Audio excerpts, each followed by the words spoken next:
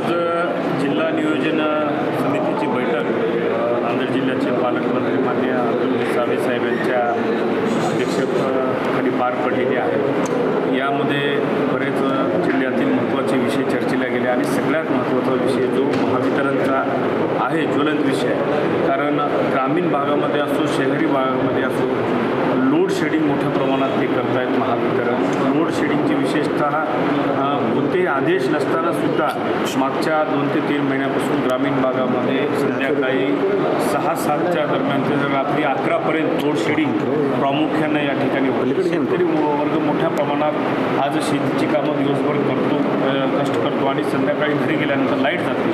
त्याचा त्रास ग्रामीण भागातील शेतकऱ्यांना आणि विद्यार्थ्यांनासुद्धा अभ्यासावर परिणाम होतो आहे आणि पालकमंत्री आणि सगळ्या लोकप्रतिनिधींनी महावितरणविषयी नाराजी व्यक्त केली आणि पालकमंत्री महोदयांनी सांगितले की DPDCची बैठक संपल्याबरोबर तात्काळ महावितरणची बैठक एक स्पेशल बैठक त्या ठिकाणी महावितरणची घेण्यासाठी आदेश दिले आहे। रस्त्याचे कामं, पुलाच्या कामाच्या अनुषंगाने मोठा भ्रष्टाचार झाल्याचा आरोप होतो।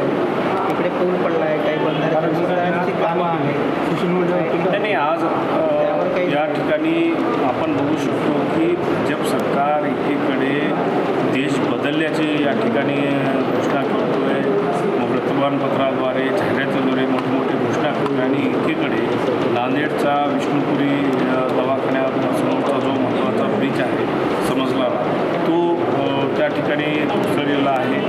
असे प्रकार होत असताना तर हाच विकास आहे का? एक सामान्य नागरिकांसमोर प्रश्न उपस्थित आहे। अनेक रस्त्याची प्रकरणं आज या जिल्हा नियोजन बैठकीमध्ये चर्चेला गेली आणि निश्चितच त्याच्यावर कठोर कारवाई करावी अशी आपण त्या ठिकाणी मागणी केली आहे।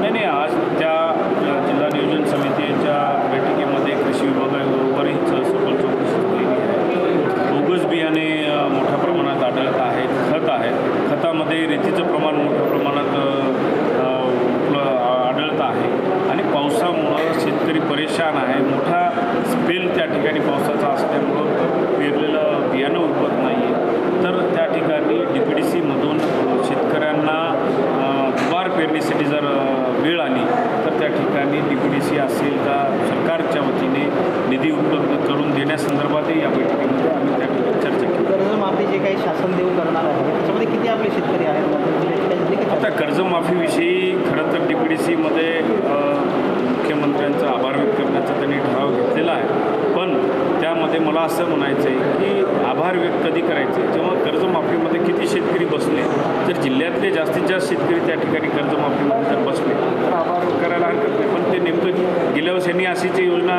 जाहीर केली आणि खूप कमी लोक त्या ठिकाणी कर्जमाफीमध्ये बसलेले आहेत। त्यामुळं आता पुढे बघावं लागेल की कर्जमाफीचे किती शेतकरी बसले। आता सांगितलं नाही, आणखी नाही, त्याच्यामध्ये आणखी काही आकडा काही जाहीर केलेला नाही। आणि याच्यामध्ये आज माझ्या वतीने जिल्हा नियोजन समितीमध्ये बरेच जिल्ह्यातल्या बऱ्याच विषयाला मी त्या ठिकाणी घातलेला आहे। महावितरण आहे, बरीचशी दुर्घटना होत आहेत।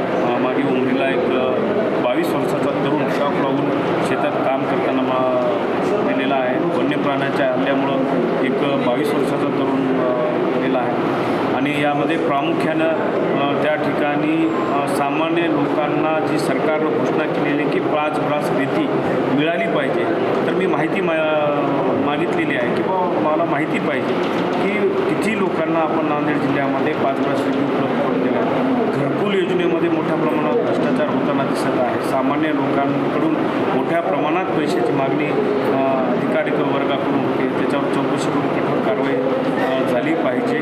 आणि त्या ठिकाणी नांदेड शहरातल्या ट्रॅफिक सिग्नल्स आहेत, त्या ट्रॅफिक सिग्नल्स व्यवस्थित फॉलो करत नाही आहेत नागरिक, पोलीस त्यांना शिस्त लावली पाहिजे।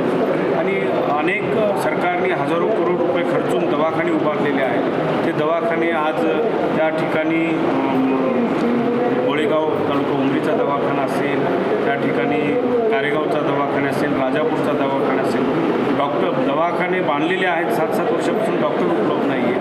आणि डायलिसिस सेंटर जी प्रत्येक तालुक्याला सुरू झाली पाहिजे आतापर्यंत डायलिसिस सेंटर, कारण डायलिसिस आज सामान्य लोकांना सरकारी दवाखान्यामध्ये जर डायलिसिस सेंटर उघडले तर परवडणारी गोष्ट आहे, प्रायव्हेटमध्ये परवडणारी गोष्ट नाही आहे। औषधीचा तुटवडा अनेक प्रश्नाला त्या ठिकाणी प्रश्न उपस्थित केला. जर बोगस कंपन्यांना कृषी अधिकारी पाठीशी झालेले आहेत त्यांच्यावर काही कारवाई होणार का त्याची? निश्चितच जे बोगस कंपन्या आहेत त्याच्यावरची चौकशी करावी, बियाण्याचे स्लॉट त्यांनी तपासावा आणि जिथं जिथं असे प्रकार आढळत असतील, बोगस बियाणे उगवत नसतील तर त्या ठिकाणी ब्लॅकलिस्टेड करून त्यांच्यावर फौजदारी दाखल करावी असं आमची होत मागणी नाही आहे. कृषी अधिकारी करत नाही. निश्चितच जर होत नसेल तर आम्ही त्या ठिकाणी कारवाई करण्यास आम्ही त्या ठिकाणी त्यांना भाग पडतो.